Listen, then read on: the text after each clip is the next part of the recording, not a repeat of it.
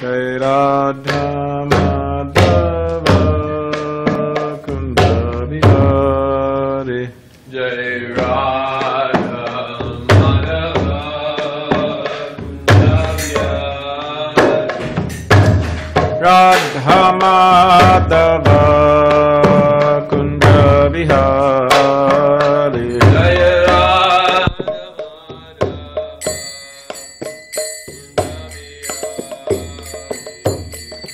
Gopijana Vallabha Girivaradari.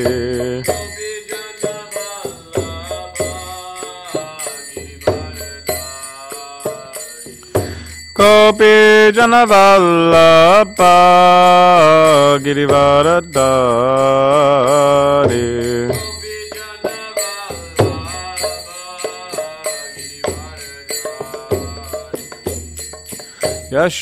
Yashodanandana Prajajana Ranjana.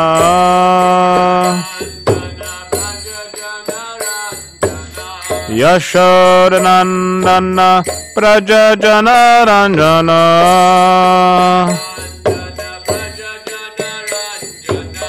Yamuna Tira Vanachari. Yamuna Tira Vanachari.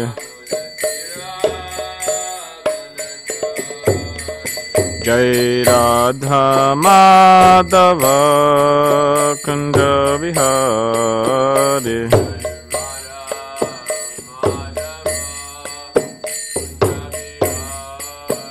Jai Radha Madhava Kunda Bihari.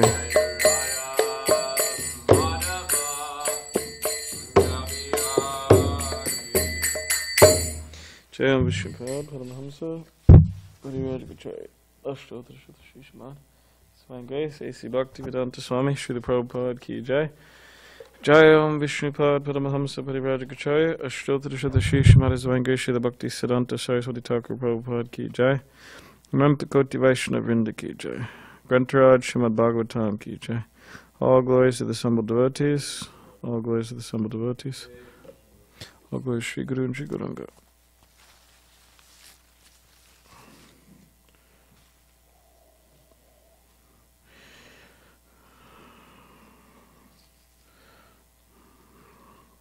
So there's a lot of devotees joining the Brahmacharya ashram in LA. What about the Brahmacharini ashram? Is there a lot of people joining too? No, because we don't have. No, not really. Boss doesn't want him to join because he doesn't feel there's proper Oh. atmosphere for new Brahmacharinis to Oh, really? join. What, like a leader? Yeah, there's no like. Someone to. It's a lot of the machis that have been there for so long. They're like, they have their routines and stuff, and they don't really have time to like train up a new bhakti. Oh, okay. So there's none to We like. send them to Denver. Oh, really? Denver or Pennsylvania, and also Laguna Beach. Oh, yeah. Oh, Long Beach, yeah. Long Beach Temple. Oh, okay. Which is mostly like it's a Montague ashram, more or less. So. In Pennsylvania, what goes on there? Like Gitanagri or something? I guess they're in Pittsburgh or Philadelphia. I guess there's a pretty flourishing Brahmachari ashram. Have you heard that? No. Yeah, that's what I've been told. So. Really? Wow. Pittsburgh? Pittsburgh or Philadelphia. one of the two. Oh, wow. And there's also Gitanagri, you know. It's a nice atmosphere. Okay. Or Denver. Huh? So there's not really anyone to lead there. No. It's like older Mataji's there or something. I Okay. think there's space, but the boss doesn't want. Yeah, it seems like there'd be space. All right. Om Namo Bhagavate Vasudevaya. Om Namo Bhagavate Vasudevaya. Om Namo Bhagavate Vasudevaya. Om Namo Bhagavate Om Namo Bhagavate Vasudevaya. Vasudevaya. Om Namo Bhagavate Vasudevaya. So reading from Srimad Bhagavatam, Canto 4, until the creation of the fourth order, Chapter 8. Dhruva Maharaj leaves home. We're on text 52.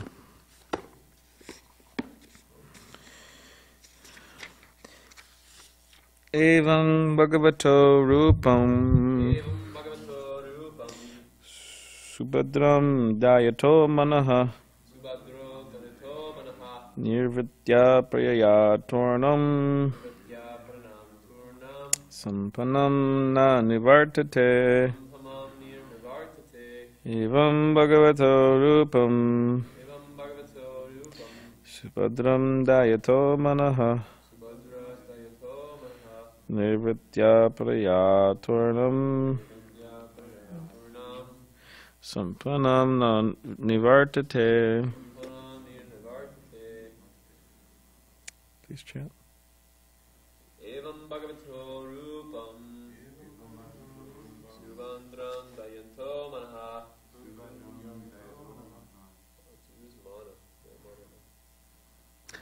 Really?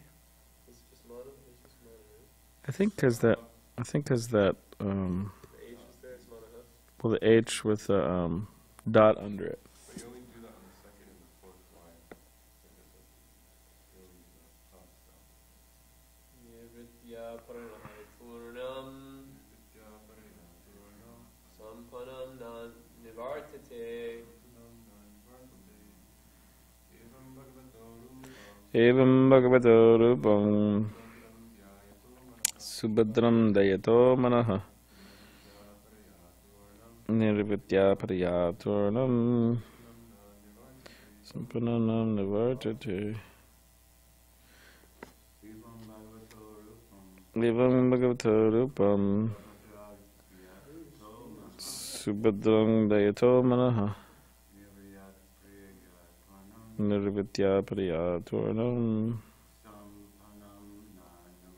sampanam nivartate. Evam, thus, bhagavataha, of the Supreme Personality of Godhead, rupam, form, subhadram, very auspicious, dayataha, meditating, manaha, the mind, nirvitya, being freed from all material contamination, paraya, transcendental, tornam, very soon, sampannam, being enriched, na, never, nivartate, come down. Translation. One who meditates in this way, concentrating his mind upon the always auspicious form of the Lord, is very soon freed from all material contamination, and he does not come down from meditation upon the Lord. Purport. This fixed meditation is called samadhi or trance. A person constantly engaged in the transcendental loving service of the Lord cannot be deviated from meditating on the form of the Lord as described herein. The Archan Marg, or the devotional path prescribed in the Pancharatra system of devotional service for worshipping the deity in the temple, makes the devotee think constantly of the Lord.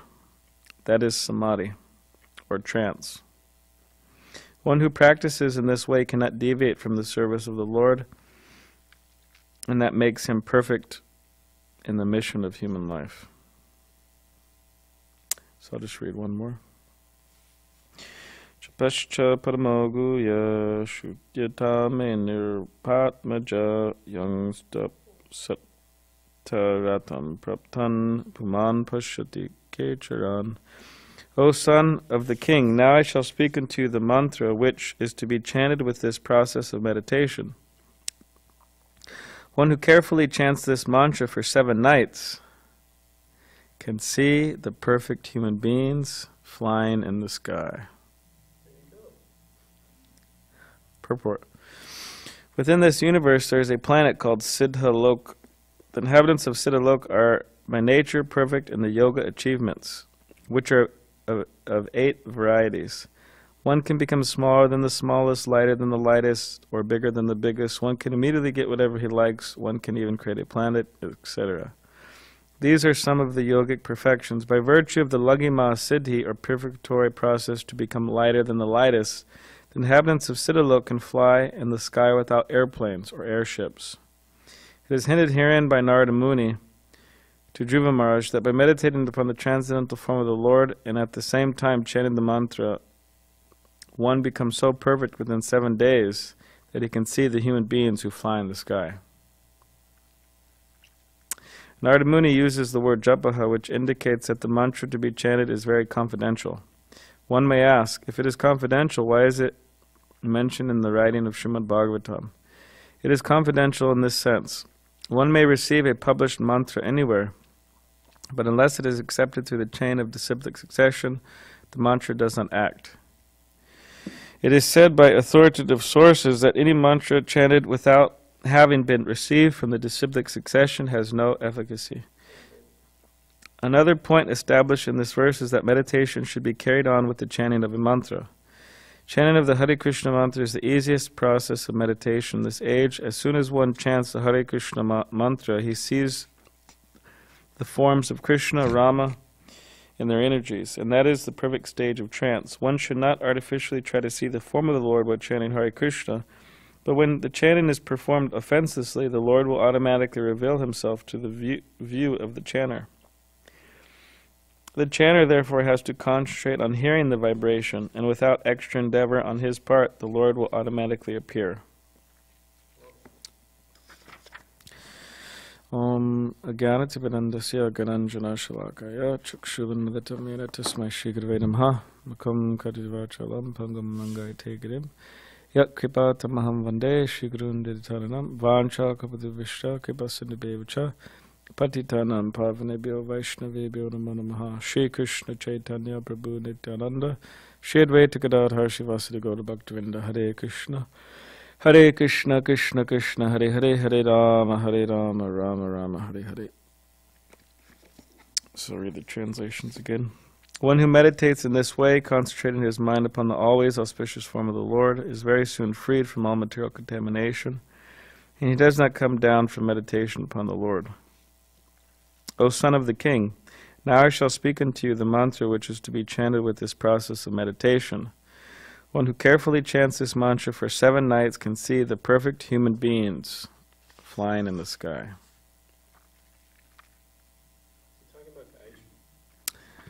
No, he's talking about the next verse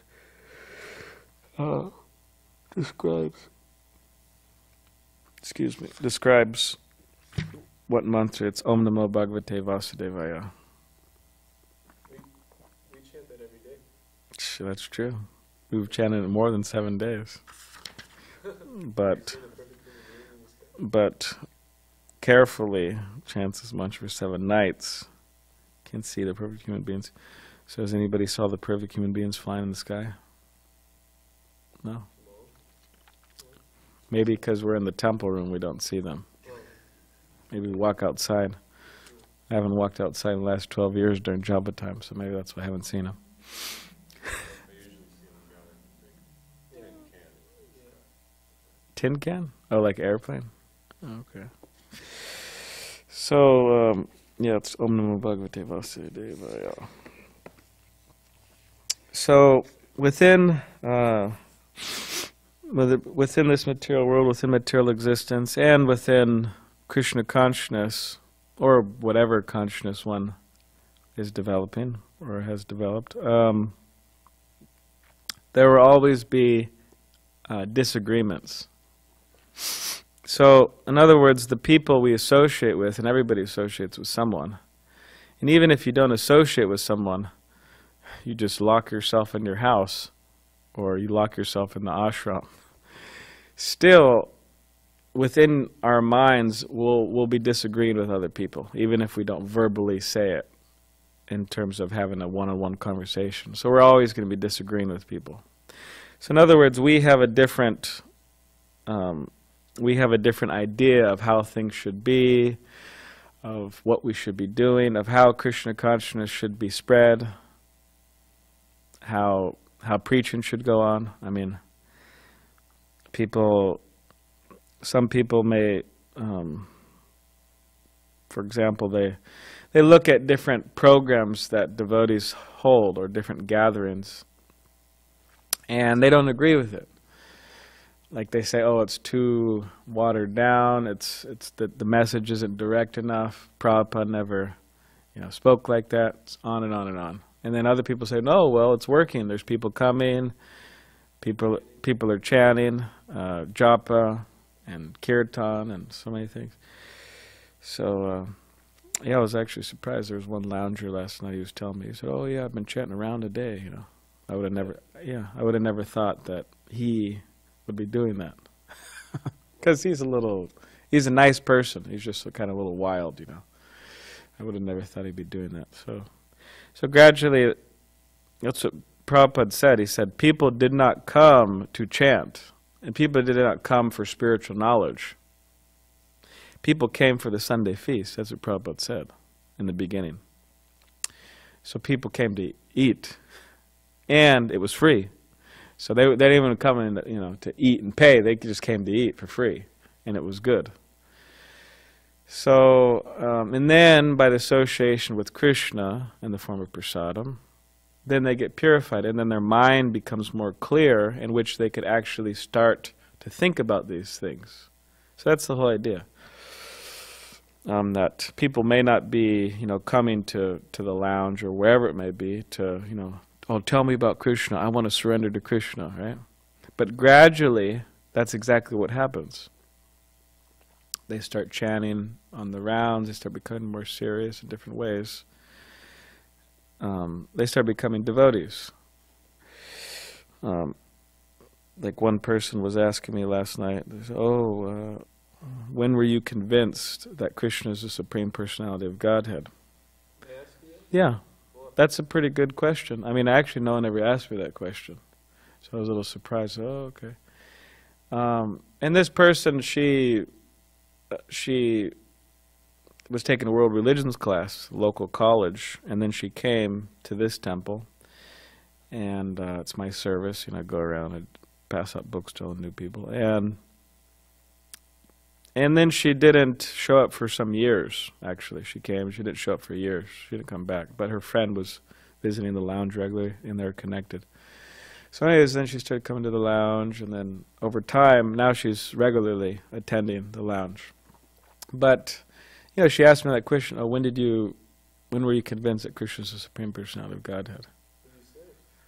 I said, immediately, as soon as I walked in the door, I was convinced. I didn't say that. No, so I said that, well, I analyzed different, now, okay, if somebody believes in God, okay, that's the first step. There has to be some belief in God. Or else, what's the point of going to a church or a mosque or a temple? No point. Just go to the local bar or something. You'll have a better time. Not really, but, if you're not looking for God, then you'll have a better time at the bar. So, first is belief in God, this idea that God exists. So I was never atheistic. I always accepted that idea. So then the question is, okay, well, who is God? So if you analyze the different scriptures of the world, you talk with the different religionists of the world, then they will present certain concepts of God. So, for example, as devotees were mentioned some time ago, I think Dharmaseta Prabhu, the famous artist Michelangelo, right? He painted God as an elderly-looking man with gray hair and old man features, right? Zeus, yeah, exactly. So. And some people accept that. Okay, that's God. He created everything. He must be very old, and makes sense on at least some angle of vision. But of course, if you go deeper into the matter, okay, fine. If you were God, or if anybody was God, I mean, nobody likes getting old. I'm sorry, men and women. The wrinkles, the gray hair, and nobody likes getting old. For God's sake. So if someone was God, then you would think that immediately they think, okay, old age canceled out. Disease canceled out, right? Old age, disease, death canceled out. So that's Krishna. He's ever youthful. It doesn't look like he's past 16. And all of his devotees are like that, more or less. Of course, there's elder like Mother Yashoda or something, but she's also not looking super old. But so I was saying that if you look at different concepts of God, then this concept of Krishna is actually very wonderful, because it gives great detail of the personality of Krishna, of God, and it makes sense. And what to speak of the different relationships you could have with Krishna. The Nectar of Devotion says, right? You could have a relationship of friendship, and it's not like, you know, God's on the throne and, you know, you're kind of down there and you're, you know, offering prayers from a distance and there's a bit of fear there. No, he's your friend. He's your buddy. Like absolute buddy. You know, you go, you know, they'll jump on his back and he'll, you know, Krishna will take him for a ride. Or whatever, you go up to Krishna and, you know, hit him on his shoulder and, hey, you know, what's up, pal or buddy, whatever they say. Or they sometimes tell Krishna that, hey, if you go home right now and you go, you know, have dinner with your father, then hey, we're not gonna, you know, we're not gonna play with you next, you know, tomorrow. So it's threatening. It's a friend. It's a friendship. So, and what to speak of? You could be the mother in a motherly or fatherly mood with Krishna, or you could be, for women, in a relationship like a conjugal relationship of married or whatever, girlfriends. So these are different relationships you could have, which makes sense. Why is it that God could only have one relationship? That is, of everybody else, you know, serving Him and praying to Him and awe and reverence and fear, more or less. Why just one rasa, one relationship? We have so many relationships in this world, and God only has one. It doesn't make any sense. So, just like we look in this world, I mean, you look at the President of the United States, or you look at the Prime Minister, or some other great material man, right? They have relationships. Now, everybody knows him as the President. You know, he walks out and people are taking pictures. A lot of people hate him. A lot of people like him. A lot of people are offering so much respect in different forms, or disrespect in different forms. But the point is, that is not his only relationship. That's not the only, you could say, facet of his personality. Maybe he has a grandson who's, you know, 8 years old, and the grandson could care less if he's the President of the United States. He doesn't care. What does he care? But he thinks, oh, this is my grandpa. You know, this is my grandfather. And the President also relates to him like that. So in other words, it's another relationship. Or also the wife of the President. Now, I'm sure there's some respect, and I'm sure there's also forms of not respect. You know, she calls him some name or something, or whatever it is. There's some closeness there. So even in this world, there's so many, everyone in this world has different facets of their personality and different relationships. So that's what I was saying, that the concept of Krishna as being the Supreme Personality of Godhead, God, makes a lot of sense. And what to speak of the experiences, the direct experiences one has while chanting the holy names. You may even see humans flying in the sky.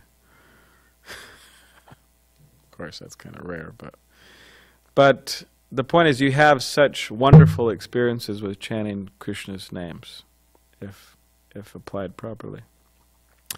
So I was saying that I can't exactly say, oh, on this day I was convinced that Krishna was the Supreme Personality of Godhead, but I was just saying from a logical point of view, I analyzed it and it made sense, and then I experienced it practically, and therefore some conviction is there.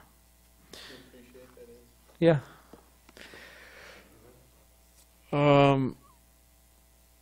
Congratulations, getting more convinced. But people may disagree with this, that, oh, it's not direct enough.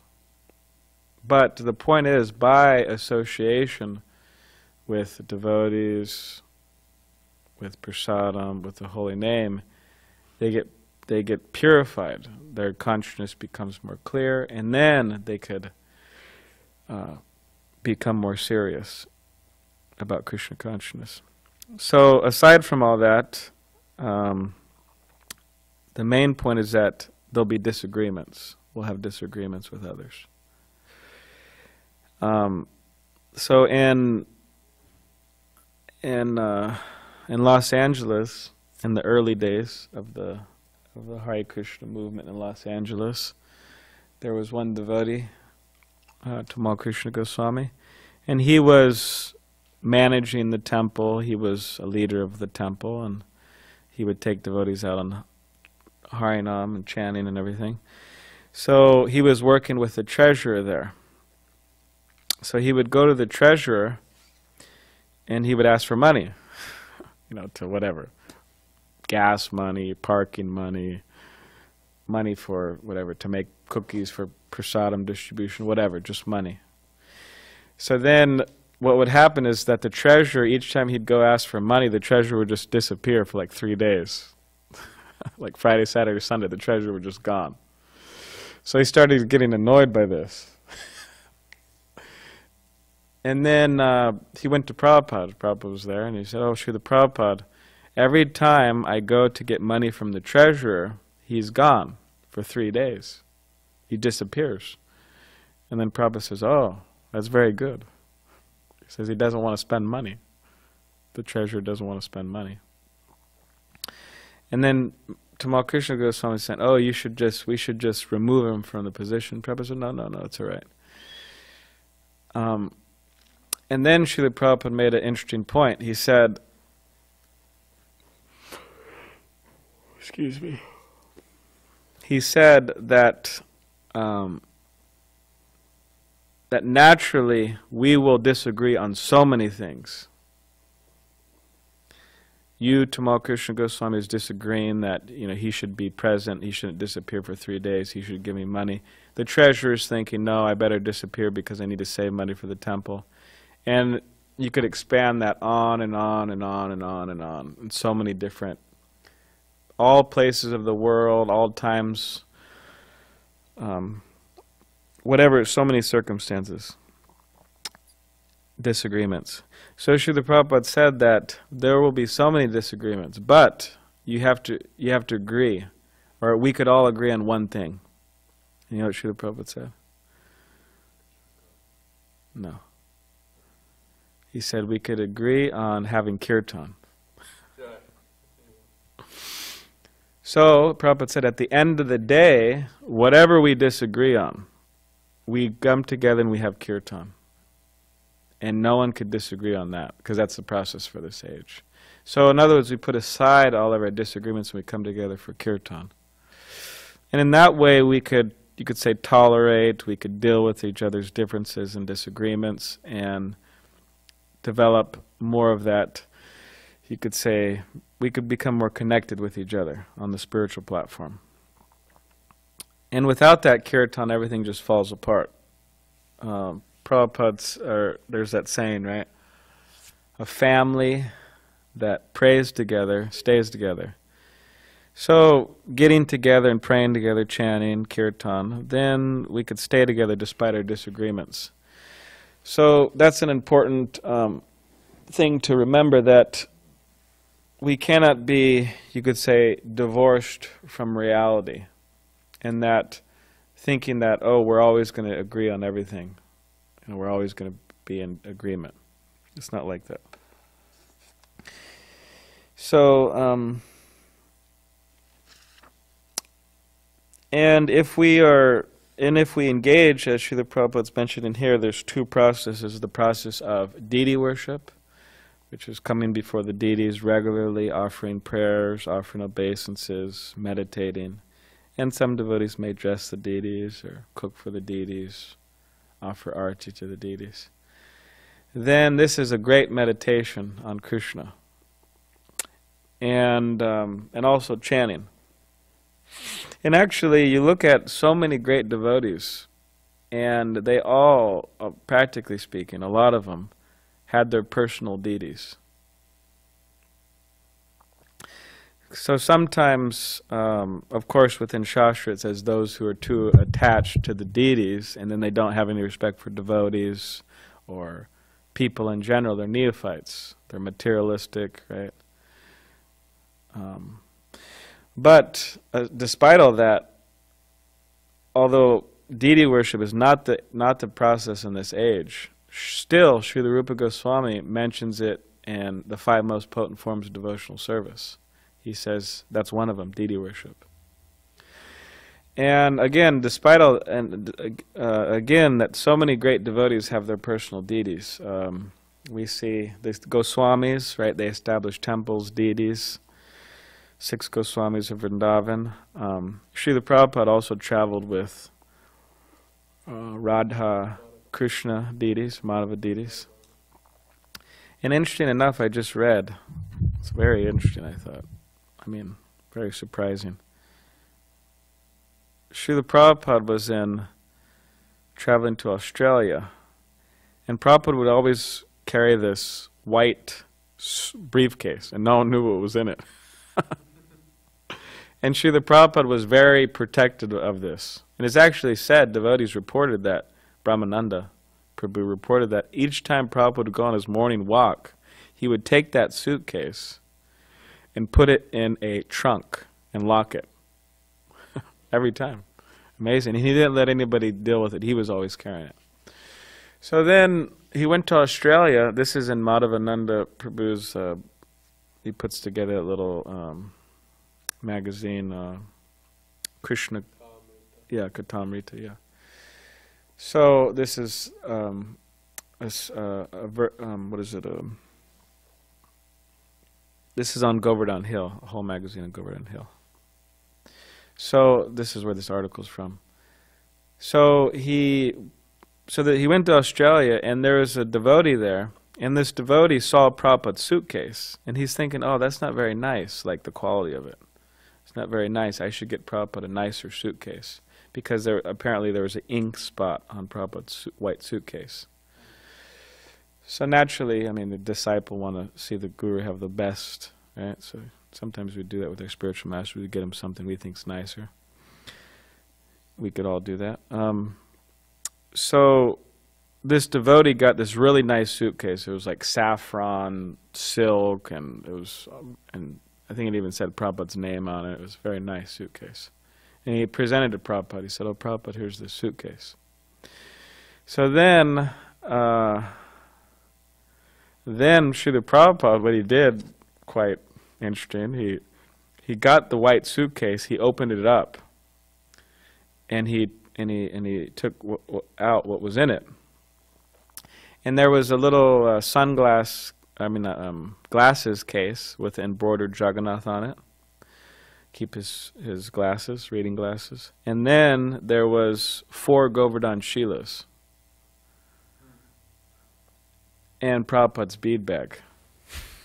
So, at least in this article, there's a picture of the suitcase, and it almost seems that Prabhupada gave him his bead bag and that Jagannath glass case, but he definitely gave him the Govardhan Shilas.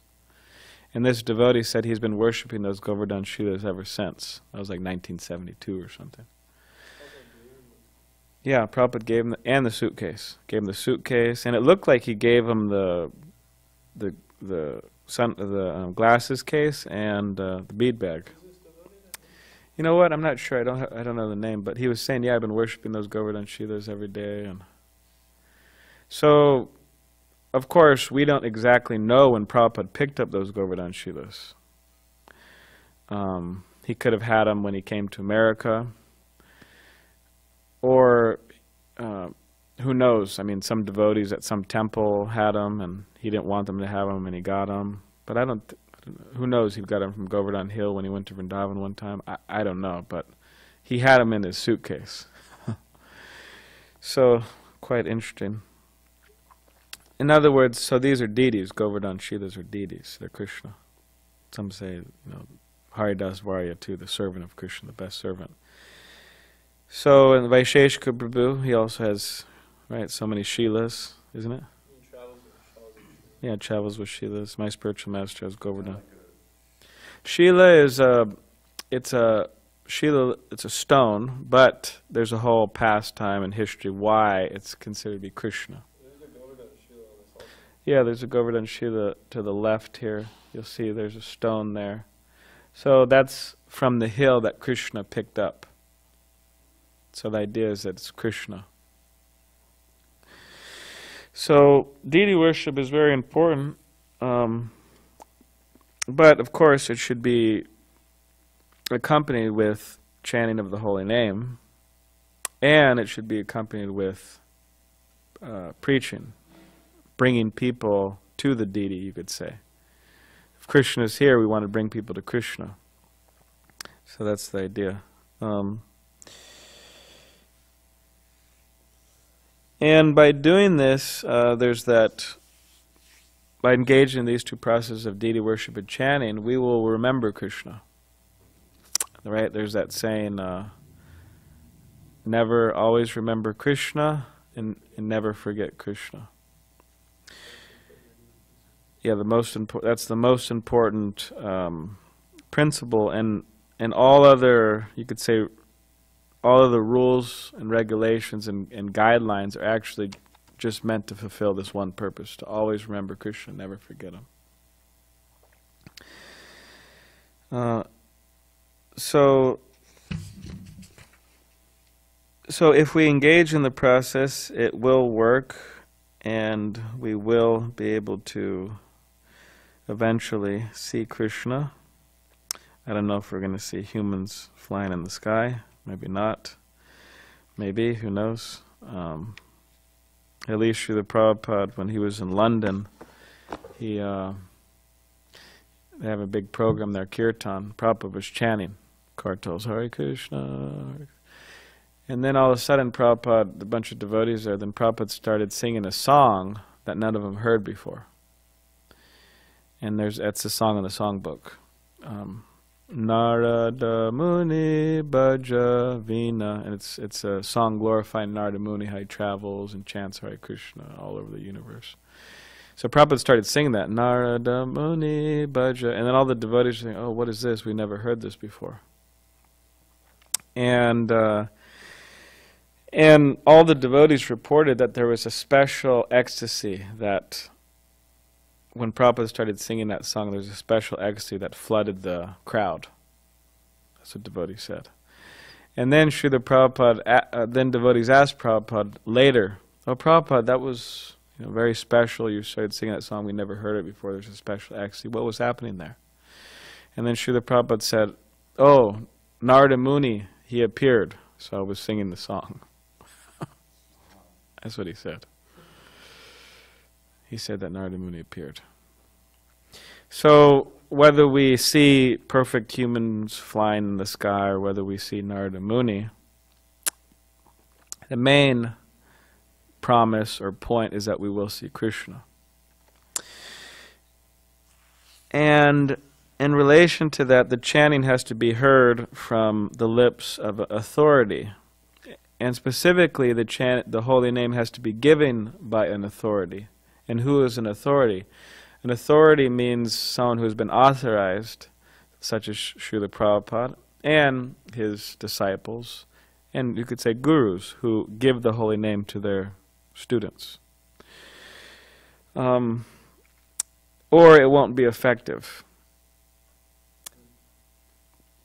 And aside from that, those who are not initiated into the Gaudiya Vaishnava Sampradaya, they should be very eager to be initiated into the Gaudiya Vaishnava Sampradaya because they have a better chance of actually getting the fruit of what they're doing, of the holy name. And therefore, the scripture has recommended over and over again to give up procrastination. So those who are not initiated should not procrastinate to get initiated. Why? Because life is short and life is going on, whether we can't stop it. So we should be very eager and as soon as possible. And those who are initiated, they should also not procrastinate in the sense of taking full advantage of the holy name, means chanting sincerely. And also we should also be wary of who we hear the holy name from. there are many skilled musicians throughout the world, but we actually shouldn't hear from them if they're not following the regulative principles, even if they're not initiated. That's the best, actually, to listen to initiated, strict devotees. So, if somebody's a beef eater, they may be a kirtan leader, but if they're a beef eater, don't listen to them. And there are people like that. Famous people. I'm not talking about some, I'm talking about world famous people who hold concerts with thousands of people in it, but they're beef eaters, or at least meat eaters, while they're still chanting the holy name. Chanting the holy name. They're not chanting the holy name, it's just something else. So, and also for brahmacharis,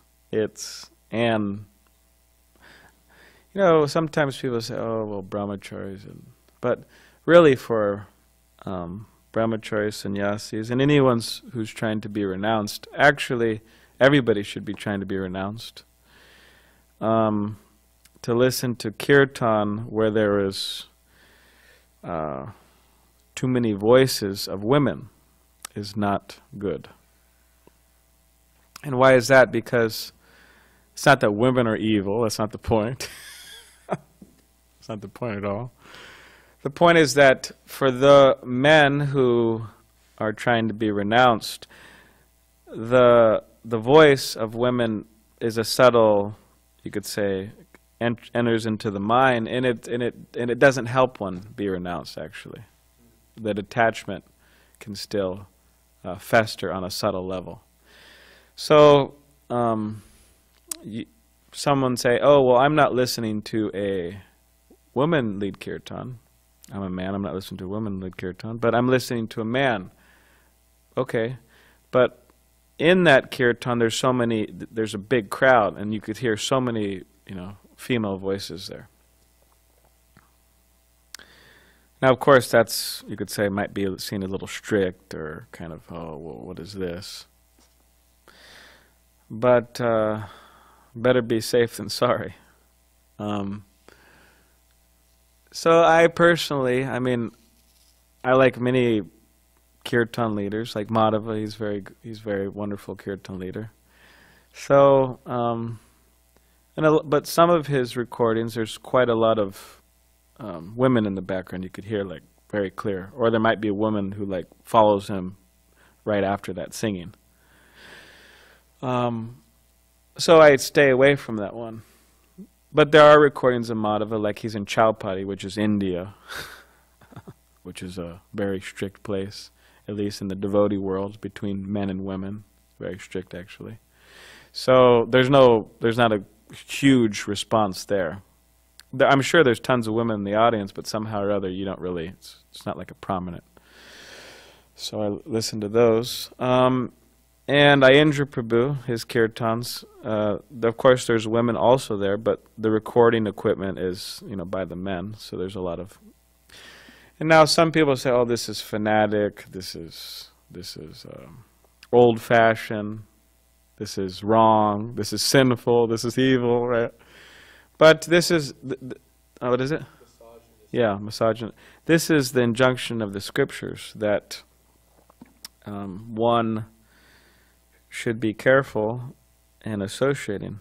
Women associate with men, men associate with women. We should be careful because that's the attachment of this world. That's how one becomes a secure prisoner of this world.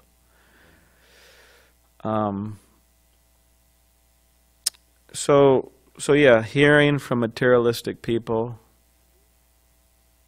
meat-eating kirtan leaders, or just materialistic people in general, or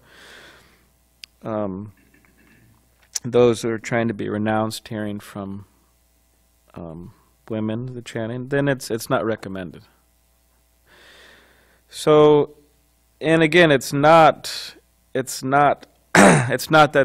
that people like me who have these types of ideas are thinking, oh, women are evil, and no, I respect women, or at least I try to.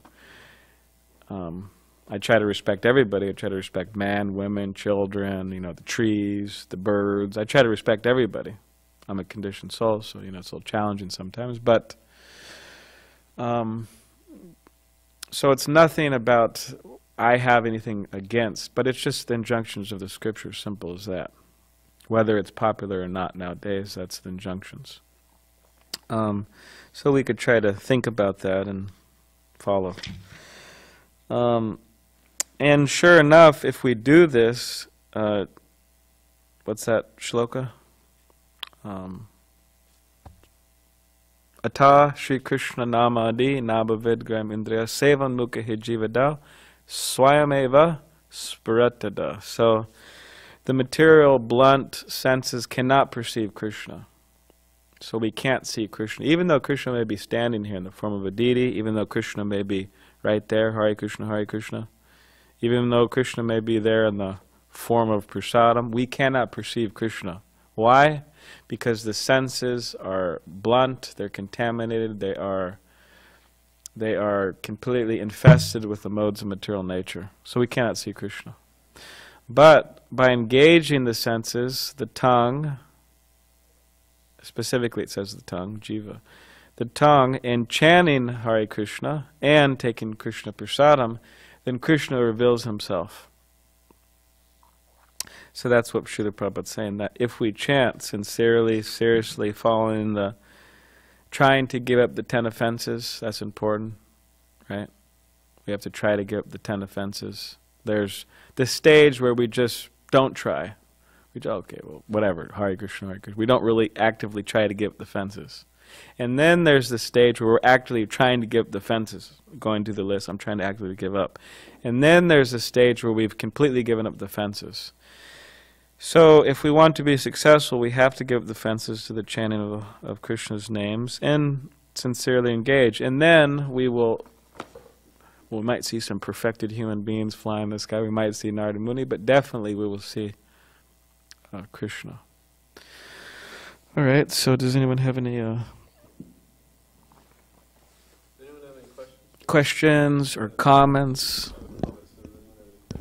Oh, you go first. You're the guest. Hari. The guest goes first. In regards to this idea of that receiving a mantra from the parampara, I was listening to a class by His Grace Vaisheshika Prabhu the other day, and he gave a really nice example in regards to this. I really appreciated it. He was talking about the seeds that fall from banyan trees.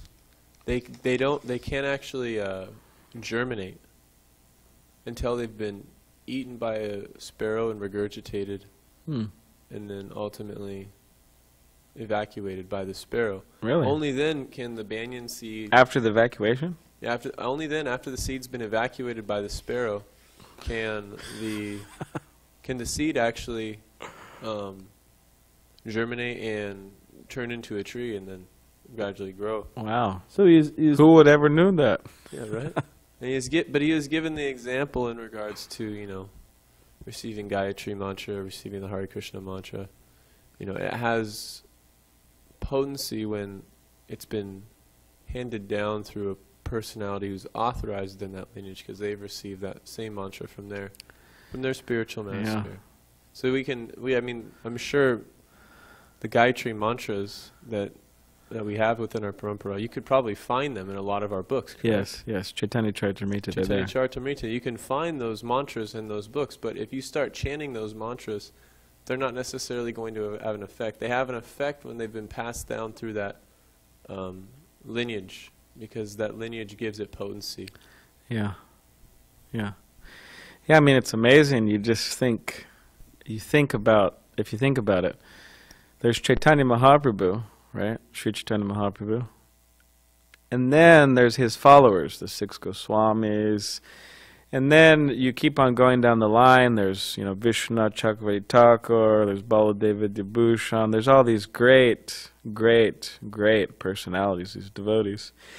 And it's a whole line. I mean, Chaitanya Mahaprabhu gave the holy name to the six Goswamis, and then they gave it to their disciples, and it's coming down. And then you have Jagannath Das Babaji, Bhaktivinoda Thakur, Srila Bhakti Siddhanta Saraswati Thakur.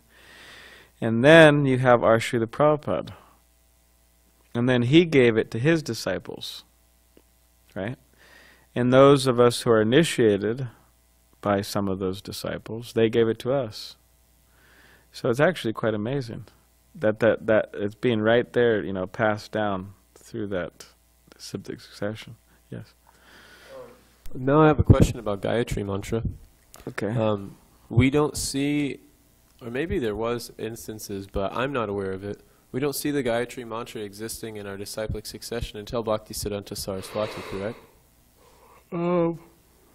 Or at least being initiated with Gayatri Mantra. That Bhakti Siddhanta Yeah, he was the Saraswati main person. initiated that. Yeah, he was the main person who. That was the main person that did it. So we don't. So that mantra isn't necessarily being passed down, or Well, how do we understand that? Well, the idea is that traditionally, Vaishnavas, they completely operate on a different level than we do nowadays. In that there was no society for them, like for example, Bhakti Siddhanta Saraswati Thakur, he had 64 mutts, temples, with the brahmachari ashram attached. And before him, for a long, long time, there was nothing like that. He introduced that, and then Prabhupada, following him, introduced that all over the world. So Vaishnavas there was, you know, a lot of it was just, when you're ready to be a Vaishnava, you just go to Vrindavan and you give up everything and you chant Hare Krishna. You put on white cloth and you chant Hare Krishna, and that's it. And then there was a few householders, but sannyas, it wasn't a big thing. It wasn't there at all, really. So Bhakti Siddhanta Saraswati Thakur, he introduced all these things. The brahmachari ashram and the sannyasis and preaching and initiating people into Gayatri and all of these different things that weren't really practiced before. Now, there's a book by Sachinandan Swami called Gayatri. In that book he discusses so many different things. Now the history, I mean, because for example, I mean, one of the Gayatri mantras we chant is a chant or mantra about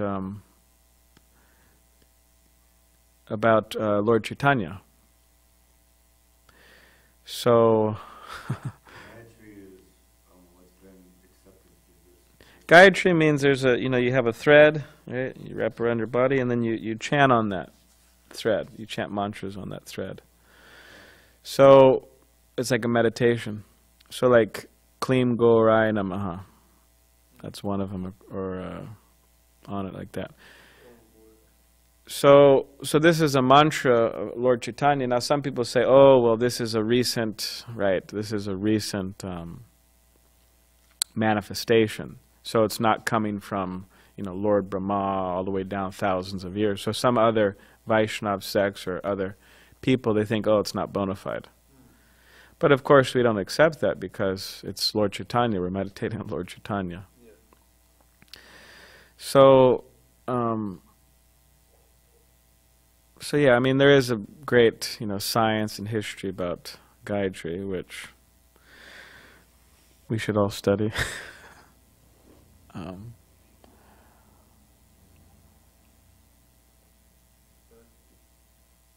So you have Sachinandan Swami's book. You have a book by Mahanidhi Swami about Gayatri. Oh, you wrote a book too? Mm-hmm. It's called Gayatri Madhuri, something like that. The Glories of Gayatri. So does anyone have any other? Gayatri is just other mantras. Yes. Does anyone have any other questions or comments? We'll see if anybody's mad at me watching online. I'll find out later when they come to the Sunday feast. Oh, you said that. I'm so, why did you say that? No, I'm just joking. Nobody. If they do, that's all right. I don't think they're going to, though. We'll see. We'll see. We'll get some comments online. Oh, he's a woman hater for sure. I knew it all along. I'm just joking. No, I try to. Yeah, it's people. Some may be watching it live. So, yes. So we got to be careful what we say. It's not just a little group here. Actually, there's not so many people watching online. Maybe, I don't know. Madhusudan, Prabhu, Kanchan Bala, Mataji, Mukunda, Charna. Anyways. All right, so Grantaraj Srimad Bhagavatam ki jai. Srila Prabhupada ki jai.